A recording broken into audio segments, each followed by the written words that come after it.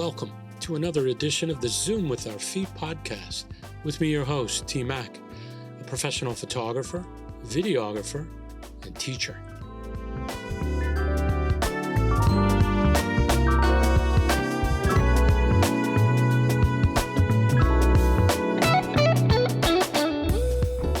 Visual storytellers come in all shapes and sizes and work in all kinds of venues. In the education space, there's no better than Randy Walk. Randy and I cut our teeth in the TV trucks, he in the replay room, me hiding behind a camera.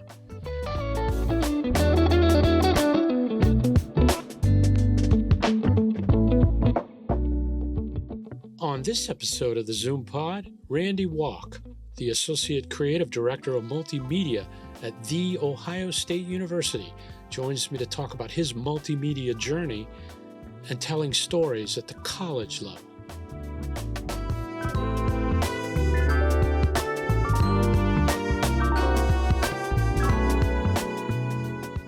Our guest speaker is in the photo lab.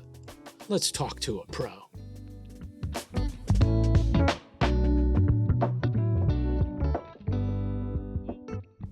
Randy Walk, welcome to the Zoom with Our Feet podcast. How are you, sir? Good, T-Mac. How are you doing? It's been a long time. It has been a very long time. Talking in my ear. We'll get into the TV stuff in a minute. So I ask this to everybody. It's the origin story. Point being, everybody's is different and unique. How did your journey in multimedia start? If we want to go like way back, it was probably watching Monday Night Football and seeing one of the behind the scenes shows that they did and thinking that would be a cool job. And that's what I ended up doing. I went to Kent State University, graduated there in 1993 with a television degree. But interesting enough, there was one class there that I really enjoyed. It was called electronic field production. And basically what you were doing is you were a one-man band. And you had just one camera. You were asked to do a variety of different kinds of projects, like a how-to video or like a live show, a music video, all these different types of things. And that was like one of my favorite classes because I really got to try and do artistic things. And what I didn't realize, and I didn't realize this until much later, it's like I probably should have followed film instead of television,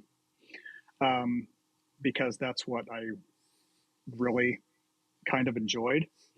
So after I graduated, I freelanced out at the old Richfield Coliseum while I interned, for classic video as a cable puller and things like that. And then at the old Cleveland Stadium, got thrown into the truck one day when a tape operator didn't show up to the shoot and they needed somebody. So I got thrown in.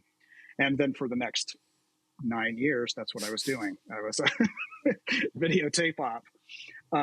But I can't say that I necessarily enjoyed it at all, because there was always something about, I learned a lot, definitely learned a lot about live production and working under stress and things like that.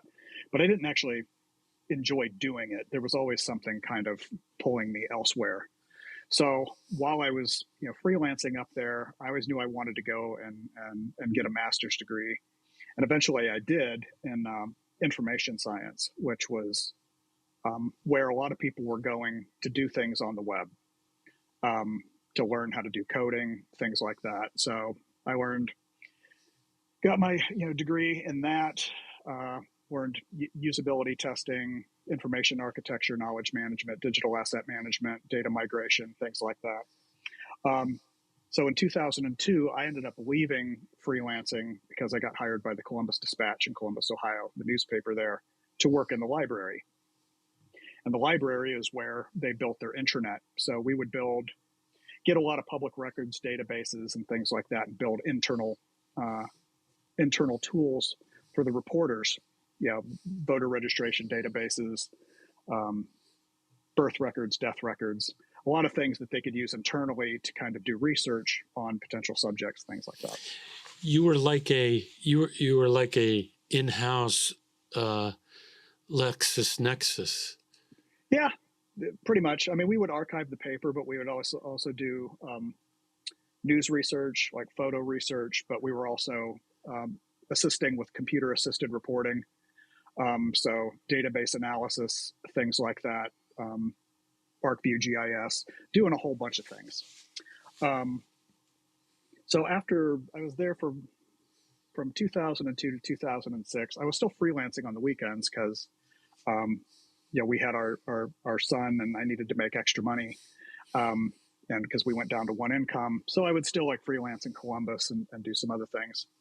But then YouTube was invented and newspapers decided that they wanted to get into doing news. The Washington Post, the New York Times was doing it. So then Ben Marison, the editor of the paper at the time, comes up to me, and it was a Friday, and he's like, "Hey, you working the Wisconsin game tomorrow?" And I'm like, "Yeah, I got to be there at like 4 a.m. And he's like, "Why don't you start doing video for us?" And that became this conversation that he and I had over, a couple of weeks of like, this is where the industry's going. You've been doing this for a long time. Can you get video and multimedia started up here? So I was like, sure. We had another photographer, who's a good friend of mine, Doral Chenoweth, was also starting to play around with video. So he and I would work together a lot, and I would give him my video camera and he would give me his still camera, and we would swap assignments when we would go out. So all of a sudden my name's showing up as a byline, and they're like, "Why the hell is Randy actually shooting photos? Where's Doral's stuff?" And it's like, while we're teaching each other how to do each other's jobs while we're, out in the field. So we started, because the Dispatch is, at the time, before it was sold, WBNS Channel 10 was like the sister station to the Dispatch. So we were able to get some camera equipment for them. So like the first camera we had was a Panasonic HVX 200, which shot on cards. And that's what I was using to do a lot of video, using Final Cut, before Final Cut 10, the old version. That's what we were using.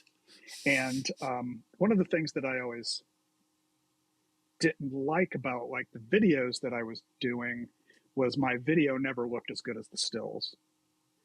So if I was ever partnering with somebody, it's like you got the video and it's like 720p and it kind of looks TV-ish, not filmish, but yet, everybody's shooting on their Canons, because we were a Canon shop at the time, with 5Ds and things, until the 5D Mark II came out.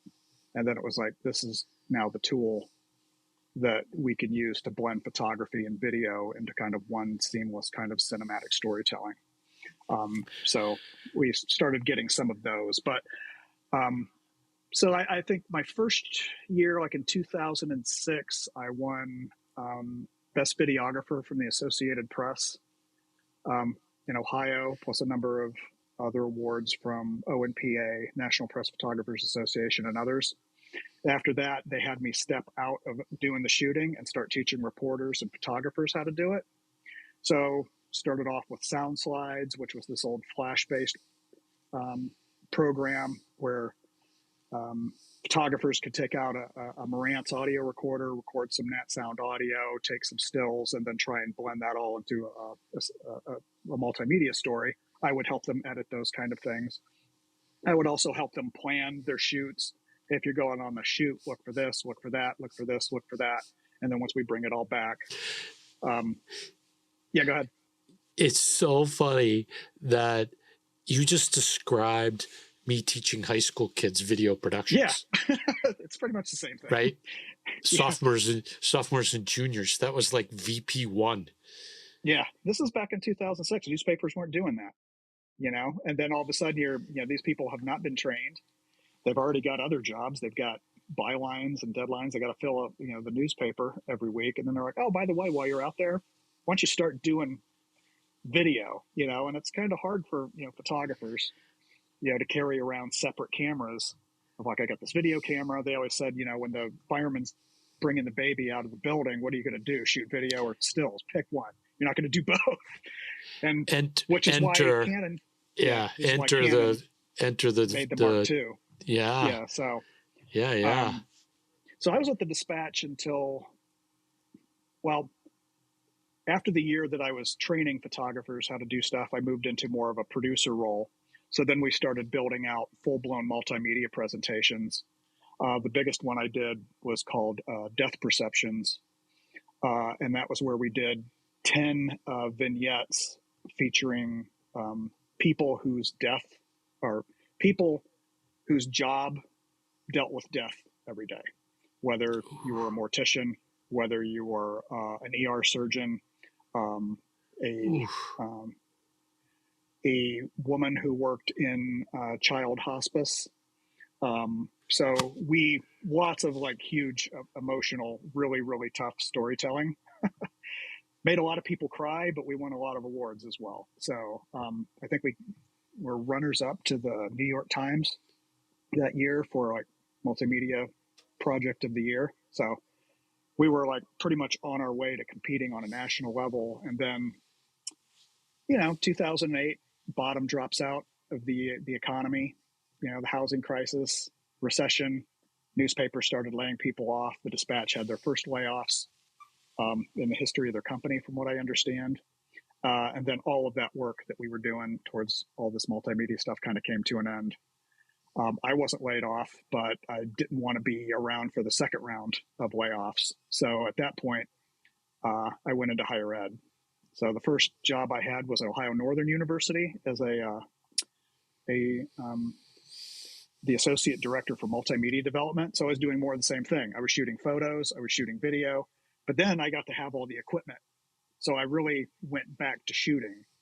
And I always thought I was a really good editor from all my years doing like live sports and working at the Dispatch, but I wasn't much of a shooter. Well, Ohio Northern gave me an opportunity to I became a better shooter than I was an editor. So all those years ago, go back to the shooter trapped in the replay room. Yeah. And now you are really more of a DP function. Yeah. So I was really focused on that. And then I eventually was recruited to come to the Ohio State University in the same capacity. And while I've been here for the last 11 years, I was the only videographer. Then I was a part of a team of 2 videographers. Then I became the manager of the video team. And now I'm actually a creative director where I manage digital asset management. So going back to my master's degree in information science, photography and videography, I manage all 3 of them. So going all the way back to that class at Kent State where I was just there kind of like doing and shooting my own stuff. That's at the Dispatch and at Northern, and even here is where I really became what I always kind of wanted to be, but didn't necessarily know it then. And just kind of when I was in doing TV, it was always kind of like not really knowing why I wasn't really happy doing it. And then it's like, I probably should have went to film school. That's what I should have done. But also the lesson is careers have arcs, and you got there eventually. Yeah. Right. I mean, yeah. You worked your way there. I think one of the lessons is everybody thinks they want to start at the end, and it's not. It doesn't happen that way. It's not happened that way for anyone. I think it's learning as you go. It's finding and exploring and applying. Your editing came from the truck. Your understanding of production came from the truck, because we're banging out all the time. All the time. Use that all the time. All the time. I tell people that all the time. I think like that still when I produce. Yeah, I do too. No, I do too. Yeah.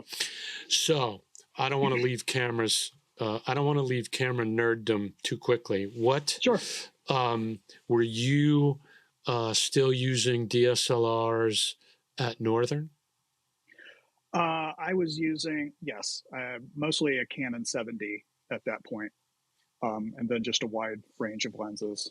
So I was really, really focusing on camera movement, composition, really kind of thinking about my shots ahead of time, what focal length I was going to be shooting at, things like that. 50 millimeter feeling different than 35, and really trying to, even though I had zooms because we couldn't afford primes, I kind of forced myself to tape it down and I'm shooting this at 35. Well, I'd have to go a little wider because of the crop factor, but same difference. I'd have been at like 24 millimeter for the crop factor on a 7D, but just to kind of get the 35 millimeter kind of feel, I would just try and be disciplined that way. Correct.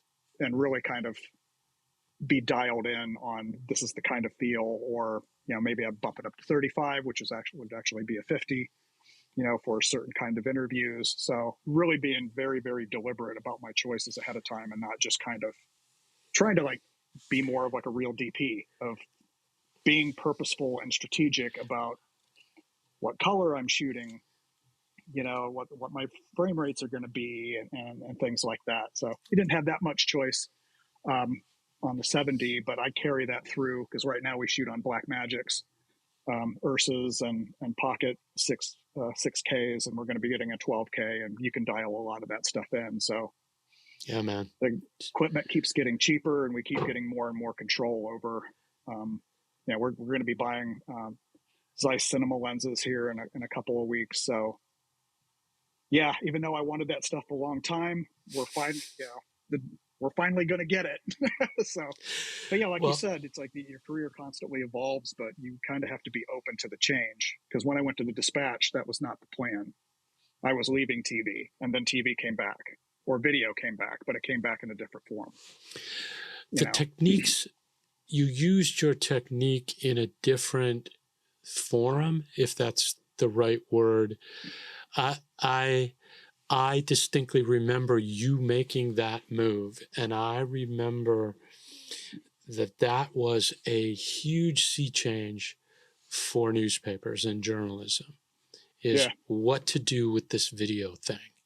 And all of the photographers being worried about and all of that stuff.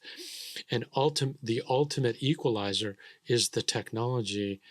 And now I flip a switch, you flip a switch on I have R6s. I have a pair of R6s and an R7. I can flick my thumb and shoot a clip. Yeah, one of our photographers, Jody, who we were just talking about before we started rolling here, that's what she shoots on. It's Canon R6. Love it. It's a beast. What's interesting when you talk lens choices, again, you sound more like an educator all the time, Randy. When I would talk to my students about those aesthetics, 35, 50, 85, I would say, and it's sort of where this sort of whole thing came about with the whole, you got to zoom with your feet. If you have a 50 and you're trying to vary your focal lengths, guess what you got to use? Yeah. That forces you to do that.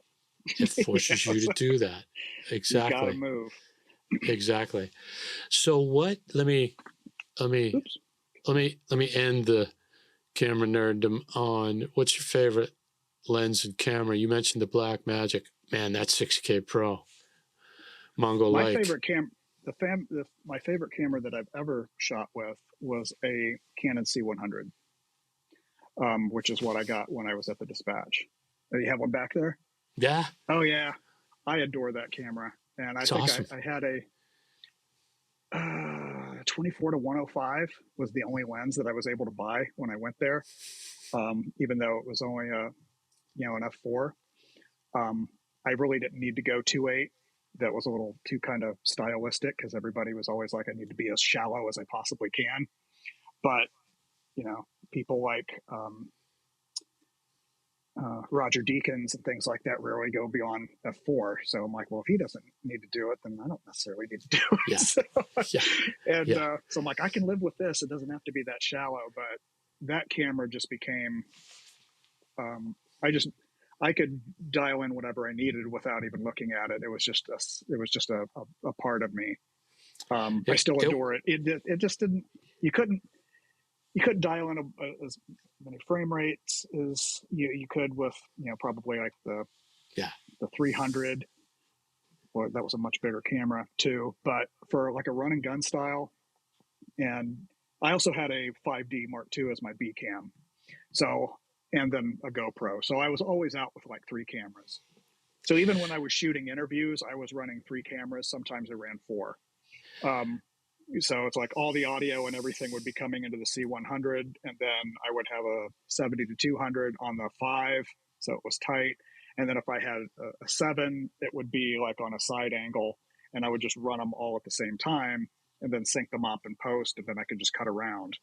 But I always try to make it look like there was more than just one person doing it. So I would push it as far as I possibly could. And most of the time I did a pretty good job of doing it. At least I thought I did. Well, here's what makes me smile about you saying about the specific look of the DSLRs. There's a pro photographer in Philadelphia, and he swears by the Mark II. Just hoards parts, hoards the camera just because, and he's got an R6, and he was on the podcast actually. You should check out that episode. He specifically talks about the digital look versus the DSLR look. Yeah. And so he posts on his IG all the time. Here's the R6, same sort of game setting, and then here's the here's the Mark II look, and then he goes, "Come on, right? like look how buttery soft and all of that, just color goodness, and then the sharp sort of square pixels." Mark II is a little more analog because of the mirrors and everything else in it, so it gives it a little bit. It's almost like listening to an LP versus a CD. There's just something a little bit more organic about the actual physical mechanisms going on, as opposed to just the microchip there. So if you were going to advise someone in the year 2024 a lens camera combo to get started in both still and video, what would you advise?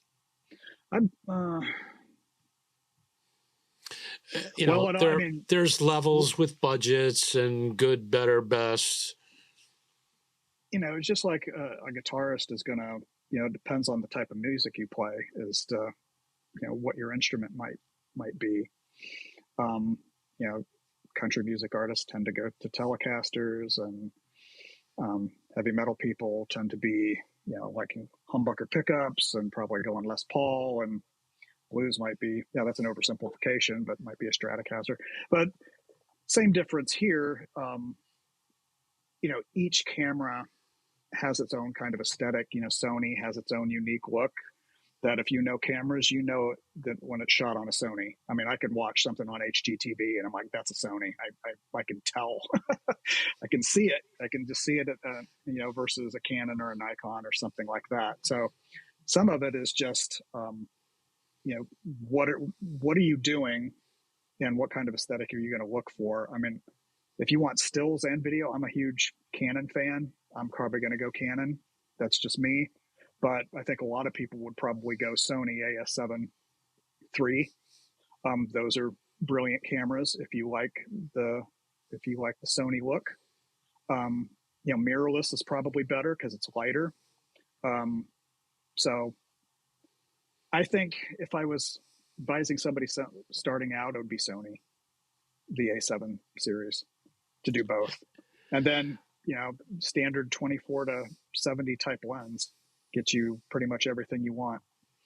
I'll tell you what, brother, if I didn't have a shelf full of Canon lenses, I would snap up that FX3 for its ergonomics alone, dude. Handle goes Yes. right on the camera. No cage. You know, I have to build. I shoot my R7 primarily video with the R7, and so I got it's Canon. I got to have a little cage, Yeah. and I'm very envious of the Sony folks where they got the the holes right on top. Yeah. You know, Those cameras were on our list to purchase this year, but we're going to buy those Cine lenses instead. So we'll have to get the Sonys. No, the Sony. Would you say the FX7s or yeah. what is it? I can't The remember. Like, FX3 and yes, the that's what it was. FX30, and then Yeah. they go all the way up. The FX9, I guess they're up to now. That's just lights out. Yeah, we had So those on our list. So it's like, well, there's only so much we can buy, so let's just get the cinema lenses because I've wanted those for 20 years. So we're gonna get them. so as you mentioned before, as a single crew, or as we like to say, one man band, what is an accoutrement that is a must have for you? Could be technology, could be comfort. For instance, for my still work and my older than normal back, I have one of those collapsible stools. And that thing is a lifesaver for me when I'm shooting, especially field sports. I just plunk it down, sit myself on it. I can spin on the top. If I got to move a little bit, it's plastic. I pick it up and off I go. Is there something that you kind of a must have when you work? And I know you're kind of transitioned out. When you did, what was it? It was a Manfrotto monopod with a head, tilting head. Especially if you had a DSLR, there's not a lot of image stabilization on that when you were shooting video. So if you're just like running and gunning, it was nice just to be able to pop it out, put the handle under your arm, so you had like 3 points of contact. If you had a Zacuto Z finder on it, because you were looking through the back, then you had 4, and you could really kind of like lock it in. You could always like lift it over your head. You could lean it forward and do like faux slider moves. You could always like angle down and spin around, and it's just like you could just move and move and move and not have to worry about setting up tripods. And one of my videographers, that's one of his like go-to things as well. Is he's like I have to have the monopod. So that was pretty much it. Especially, I mean, if I'm just backpacking it and I've got my laptop and I've got maybe a couple lenses and everything else, I'm not hauling, and I'm like running around the stadium or I'm doing something else. I'm probably just strapping the monopod to my backpack and off I go, and then boom. And so yeah, that's like the one piece that I need to have. And if I can drag all the other crap with me, or I can get somebody to help me, then that's great. But if I'm going out on my own, then it's that. Especially if you're doing like man on the street interviews or something, you could just pop that thing right out there, ask a question, come back, And even if you get a little bit of motion and stuff like that, it still looks fine.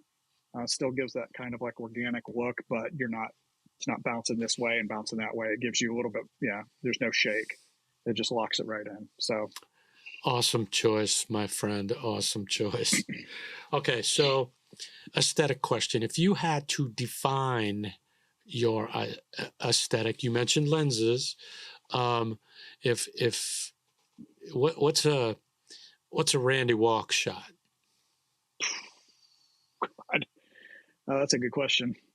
I should probably get my friend Andrew to ask that, because you think about it. I got another one.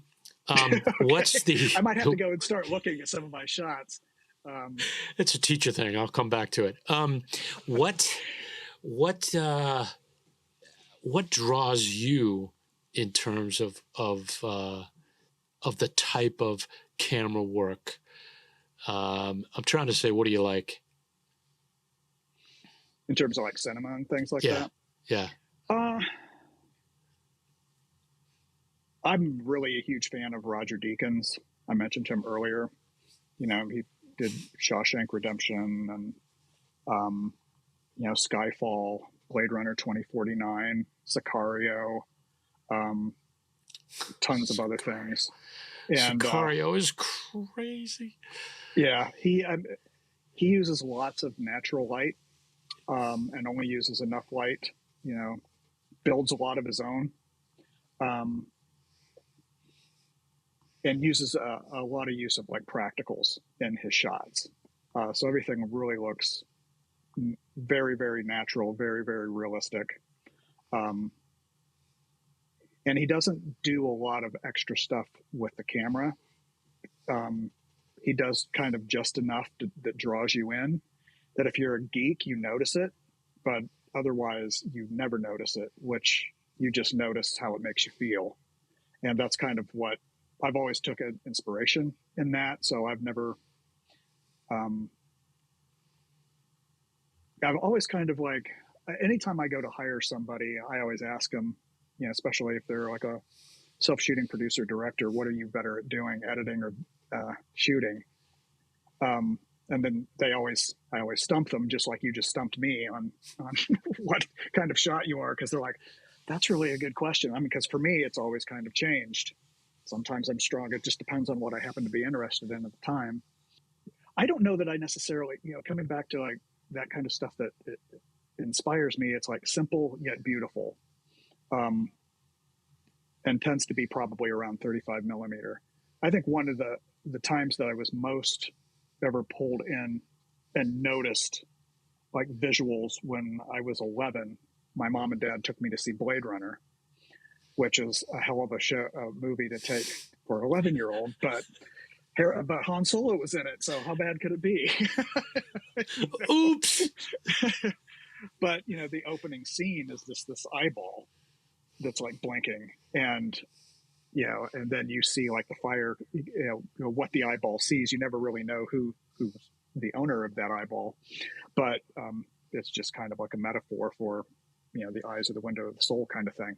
But anyway, I was just like blown away at that moment of just seeing that, because I never saw anything like that before, like on the big screen. So I find that when I do a lot of my editing, I'm always like in tight before I start coming out wide. So when I'm building like sequences and I'm cutting to something, I almost never cut out wide and come back in. I'm always cutting to something tight and pulling back out. And I think it's from that, because um, I see that a lot, and it's like one of my favorite motifs of just, you know, you're coming in, you're right on something else, and you're like, I don't really know what that is, and you slowly start, you know, revealing it, and I find that it helps keep people's interest. So, I mean, if there's a shot that I'm looking for, I'm always getting tights of things. I don't get a lot of wides, but I'm working like details all the time, because I always look to build everything out. I shoot because I'm an editor. I mentioned that I won that award in 2007 as like best videographer, which was funny because I hadn't shot anything in like 10 years. I was just a really good editor. So it's like when I went out, I shot what I needed for the edit. So it's kind of ironic that I won a videography award, but what I was really good at doing was cutting out all of my bad shots and leaving all the good stuff in there. So it's like, you know, I should have won for my editing, but they didn't. It was kind of new that year. They didn't have a lot of multimedia awards, so they just lumped everything there. But it's like, I won because I was pretty decent. I've been editing for over 10 years at that point, and that's what made any of my stuff good. It wasn't the shots. The shots were probably the weakest part of it. It's funny because, or interesting in the fact that if I said that once, I said it a million times to students. Think like an editor when you shoot. Think about the sequence. Think about the, you know, it should not all be one. You know, they tend to all one shot, and then you know, now they're sitting in the room and they really don't have anything. And back to that direct line from organization. Well, you got to plot out some shots, or you got to have at minimum a shot list of Yeah. what you want to cover to tell the story. Yeah, you should at least have. I was going to say we have well, he's been with us now for 2 years, but we hired a junior videographer who was a really good editor, but hadn't shot a whole bunch of stuff. So I would go out with him on some stuff, and he would just be somewhat overwhelmed by everything. And it was that advice again. It's like you need to make sure that you're getting the shots you need for the edit.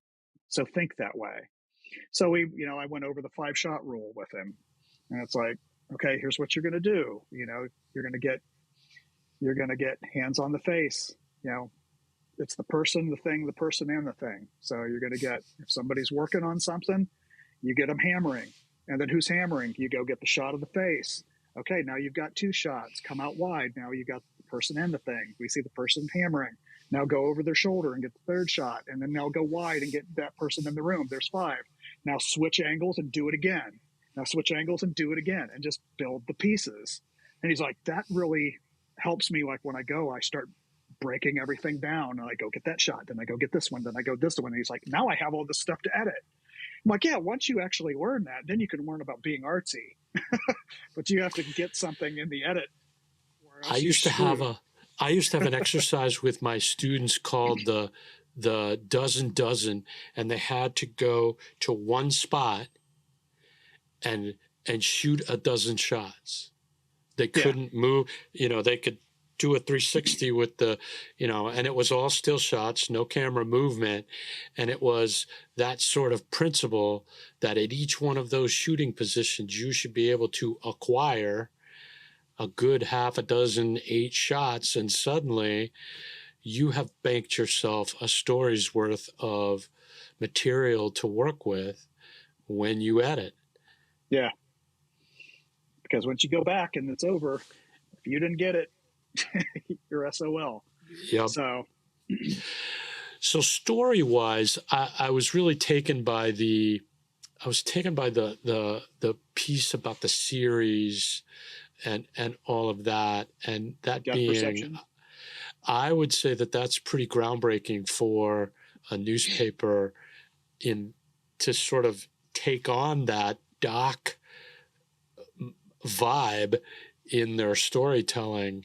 I think it fits really well with journalism. I said even when that change was going on, which is why I was always following what you were doing when you were at the Dispatch, because you were bringing that sensibility to the stories are there. You're already doing the stories. In fact, you have the best of all worlds. You got a bunch of great writers. All you need to do is do what we just said, collect a bunch of shots. Yeah. So anyway, they sort of fought it, technology, and are the still photographers going to be the videographers, and what do we do with the cameras and all this other stuff? And I'm like, man, you guys are way overthinking this. You got a bunch of great writers. Paint some pictures now with those words. Yeah, that project started. I was having lunch with a friend of mine, Mark Summerson. He works at Business First now, but he was an assistant city editor. And he's like, I always wanted to do a story about, occupations that have to deal with death all the time. And I said, well, that's interesting, because I was just in church on Sunday, and our pastor was talking about how comfortable he is with death, because he has to go and minister, last rites and stuff like that all the time. And it's just kind of a part of life, and he's gotten pretty comfortable with it. And then we just started talking. Riffing. And it's like, well, what about this? What about, one of the stories we wanted to do and didn't do, but was, somebody who has to go and clean up, after a suicide or a murder scene, things like that. Those folks didn't agree to work with us, but it's one of the ones we wanted to do. But we did children's hospice, funeral director, ER. So we spent like 12 hours at the Ohio State ER one night, just kind of like working with that, child hospice, and stuff. So I was the producer. Mark and I were both the producers, and I'm like, I'll shoot all the interviews, but I think all of the B-roll needs to be stills. And I want Doral to shoot the stills because he understands video. So he understands image sequencing. So even though that we're going to do stills, he knows how to build a sequence of shots that's going to play back in a video, because he and I, would switch cameras, and he was, we were doing stuff together. And I said, plus he just has the sensibility for that kind of story. So he would go out and, I would sometimes record audio. That photo that I sent you of my son laughing, we were doing a story at my church of that youth pastor who said that he was comfortable. So we were there, and Doral's actually taking my picture in that shot, but we were working on depth perceptions at the time, where we were just in a break and my son was screwing around with the microphone. But, I was gathering all the audio while he was, so we could have a bunch of, nat sound and things like that. But once the photos started coming in, they started running through the photo department, and some of the photo editors were wondering, like, what the hell is Doral doing? What is he shooting? None of this stuff makes any sense. And it's like, don't worry about it. He's shooting video, and it'll all be fine. So it's like, once they actually saw the videos, they're like, oh, okay, now all of it kind of makes sense. But we shot the power of that sound. That's the psychology. That's what hits you. So we had, we were doing the music. I did a lot of the motion graphics and the design. But it wasn't just that we had done these 10 like mini docs that were around 4 or 5 minutes a piece. We also worked with WBNS and Dispatch Marketing, and they actually promoted it.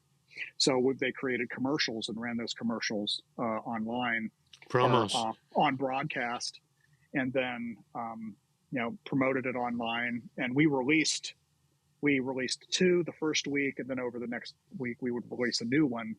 And it was always on Sundays when we had the biggest circulation. But not only that, we also incorporated database and animations and things like that, where people could go and do a bunch of searching and explore and do more. So it was like one of the first big multimedia pieces. So the first piece that I ended up producing was the child hospice thing. And the woman who was the main subject of that was so emotive that Doral and Mark and I, like in the interview, were like in tears, because we all had kids, and and she's talking about these things, and dealing with this and helping parents grieve and all of that. And we actually found a family that allowed Doral in when they were saying goodbye to their son. So we had those images as well, which was just brutal. Also did a mortician who does autopsies. So I'll never forget those photos. Most of those photos did not make the final cut, but they were something to see. Well, when I did the first video, I went back and showed it to some people in the library, and they were just in tears. And I'm like, is it good? And they're like, yeah, this is great. So then I went and showed it to our editor, and he's like, holy crap. He's like, this is not what I was expecting. This is like really powerful. And then he was like, I'm not even sure that we can release this. Yeah. So it was so powerful and so sad and so emotive. They're like, we don't really know what to do with this. They went with it anyway. Legal. And, they went with it anyway. And it was one of the largest viewed things we had at the time. I won a bunch of awards. And the funny thing is I guess after I left, they still talked about that series of like, why don't we do more of this? Well, they had layoffs and lost a lot of people, and they didn't really have the capacity to do it anymore. But I ran into folks when I was at Ohio Northern, and they were like, hey, where are you from? Well, I'm from Columbus, and I did they're like, did you do depth perceptions? And it's like, yeah, I was one of the producers of that. So came up with the name and everything. But no, that's what we were, Doral and I and Mark and Tim and Jeremy and the other folks that worked on it were all like super proud of that piece. So any other piece that you really pitched and that you're proud of? Yeah, the depth perceptions we had worked on like for 9 months to get the approval to go do it, because we really believed in it. I wouldn't say that there's anything else that I pushed really hard that I'm proud of. I'm really proud of the things that I was asked to do at the last minute. And some of that stuff you see, like on my Vimeo piece, or one of them is there's a video that I did about the drum major at Ohio State. We had when you work at Ohio State, you're in the state capitol. So there's a lot of political eyes on you. And we have over close to 600,000 alumni, and a lot of them are in state government. So we actually, and federal government, and we actually had some, so it was somewhat right after they had to fire the band director there. It was the following year. And some of the band's alumni who was in government were thinking we weren't doing enough to promote the band.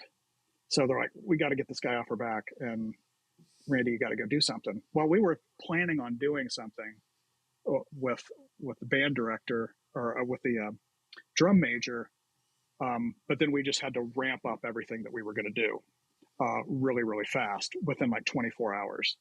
So I had to call him, and I'm like, okay, this is, are you You're up to on. doing this? And he's like, yes, yeah, we can do this. So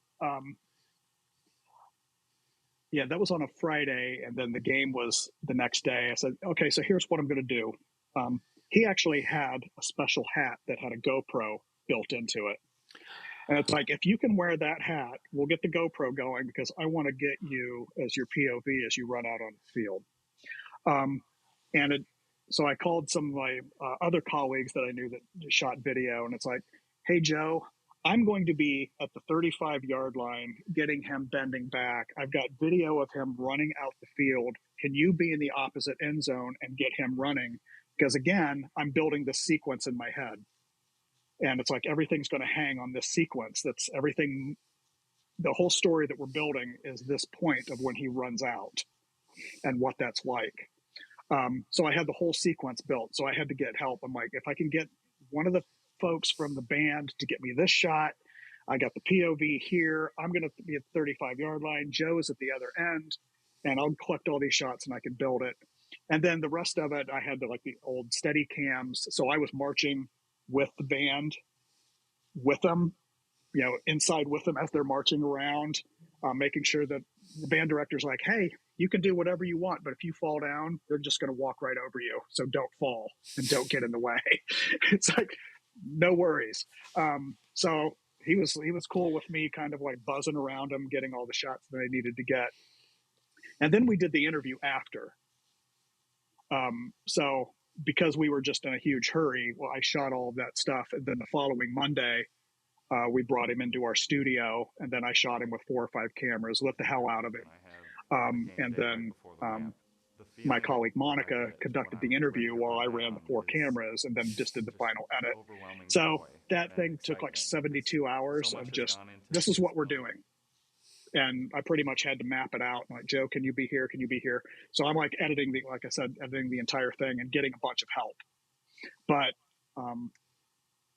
that was a really kind of popular video that we did. And we were at a storytelling. Our marketing department used to have these marketing forums where we bring in marketers from around the university. And we'd have different sessions about storytelling and things like that. And somehow I got roped into leading discussion amongst all these other folks about, favorite Ohio State stories that they've seen. And one person said, I saw this video about the drum major. And they're like, I don't know where it came from or who did it. And I was like, was it this one? And they're like, yeah. And I'm like, okay, well, that was me. And then somebody else is like, I saw that. That was great. So yeah, we don't put our names on what we do. Everything just comes from the Block O. But it's cool when you hear somebody's actually seen something that you've done and they actually liked it and they remembered it without being prompted. So, and that's why you end up doing these stories. You hope somebody sees them. All right, pal. Coming down the home stretch. I always tell people that shoot video and shoot stills, that it's good for the soul.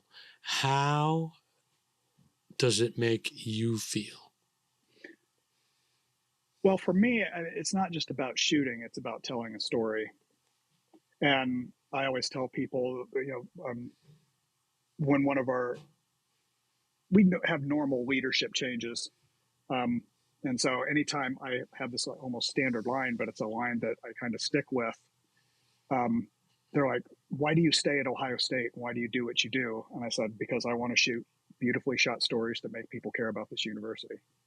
So it's like, I want somebody to feel something.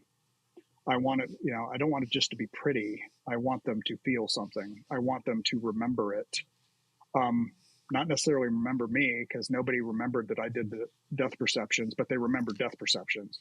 They just asked me if I did it. They don't, they're like, hey, I saw this video about a rower with no legs from Ohio State. Did you do that one? It's like, yes. They remember the stories. I remember this one about the drum major. Did you do that? Yes. And it's like, that's all that you really want. It's like, if I'm going to go do this, and I know, Daniel or Sebastian or Andrew or Kara or anybody else that's worked with me, that's what they want too. Because most videographers are storytellers at heart first. They just do it through visuals and sound and everything else. But what they most care about, if you're an artist, is you just want to put it out there and you hope somebody sees it and connects with it in some way and remembers it. And, when any time that I'm feeling bad about, any BS that's going on at work or something like that, it's like somebody saw something that we did and they thought it was cool. And at the end, that's when you're like, okay, then that's why I do it, because I want to make somebody feel something. If I'm working in the marketing department, I want them to feel affinity for the university. I want them, or if I'm, at the dispatch, I want people to think about, there are people whose jobs out there who are doing things that you couldn't possibly imagine, and this is going on out there in the world and you have no idea. And people have to deal with this every day, and people have the strength and the courage to go and do that every day. And that means something, and it's important, for people to know that. So it's like, I want to work on stories like that. If they're like, just go and shoot this thing, and it's like, it's just like, nobody cares. Nobody's going to care about this. That's kind of like what motivates me and motivates most of the people I work with. Well, that's interesting. The story is first. Yeah. And it defines, and if you're lucky and you have some choice of equipment, it defines how you're going to move the camera. What kind of stabilization are you going to use? Are you going to use, is it appropriate to use a slider? Is it appropriate to use a glide cam? Is it appropriate for it to be shoulder mounted? Should this interview be on sticks? Should this be handheld all the way? Should it be POV? Should it be vertical? It's like any of that all comes first. Well, it doesn't come first. The story comes first, and then you decide what tools you're going to use, from frame rates to which camera, whatever. That's what it all comes down to. And if you're going to put that POV in that dude's hat, it better be it better be rolling. It better be rolling. That's so funny. Out, so. All right, brother, last question. And I know that you've hired plenty of folks. So my last question is always, the same. What do you look for in potential hires, be it intern, be it higher level folks? Someone who's not me. Because there's already a me, and I have a certain way that I go about, doing things. I look for people who can add things that I don't have. Sometimes they're much more artistic than me. Sometimes they have they're better editors necessarily than me. I'm kind of a jack of all trades. I can do a lot of things and I can do a lot of things well. But I don't need another one of those. I need others that bring something that's unique to them. Because even though that we're going to tell stories and, use Ohio State's brand aesthetics, just like a director who directs a Marvel movie, everything's going to look like a Marvel movie, but the director's going to put their own stamp on it. I want all my photographers to be able to see their own unique way that they see the world.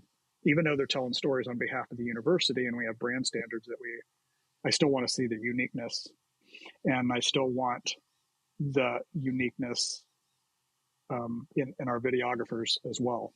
And everybody does something a little different, but I look for artists. I also look for people who are curious and are willing to do different things. And people who are patient enough. I mean, if you're going to be successful at Ohio State, anytime you want to apply for a job there, it always says 10% other duties is assigned. The realistic thing is it's 50 to 60% other duties is assigned. So you should be, you never know what this place is going to ask you to do.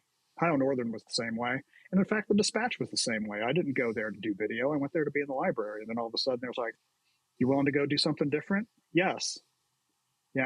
Always be willing to do something different. Always be willing to try something different.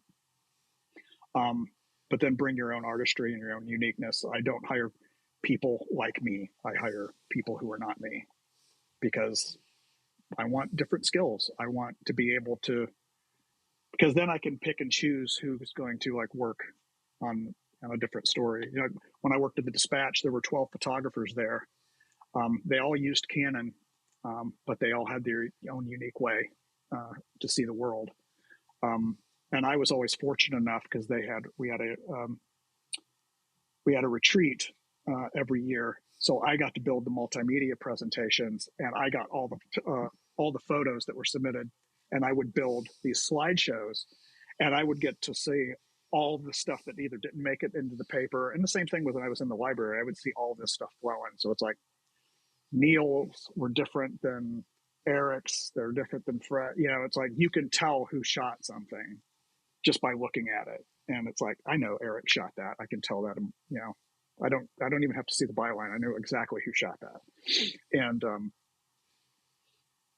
And it's the same way. It's like my friend Andrew would be like, I can tell when Randy shot something, that's a Randy shot. And it's like, well, I can tell when you shot something because it's definitely Andrew. And I can tell Daniel's, and I can tell Kara's, and I can tell Sebastian's. As he's continuing to develop his own skills, he's starting to do stuff like me, but then starting to do things that inspires him and becomes a little bit different. So I like to be able to see that, but that's kind of what I look for. Somebody who has something unique to bring, but yet still wants to grow and try new things. So well said. Randy Walk, I can't thank you enough for being a part of the project, brother. Thanks for making the time. Absolutely. It was a pleasure. It was good talking to you again. I got to stop in next time I come down your way. Yeah, next time you're in Columbus, drop me a line. I'll make something happen. You got it. All right, buddy. Thanks again to the multi-talented Randy Walk. You can check out all of his work at Vimeo.com and the Ohio State University's YouTube channel. The Zoom with Our Feet podcast is a production of TV Commando Media. The ZoomPod theme is by Novembers and their funky groove, Cloud 10. Podcast fans, if you'd prefer the ZoomPod without my ugly mug, no offense taken, check out our Zoom with Our Feet podcast website. There you'll find episode info, links to all your favorite audio podcast channels. You can subscribe at zoomwithourfeet.buzzsprout.com. Until next time, creators, if you're not telling stories that move people, you're not learning.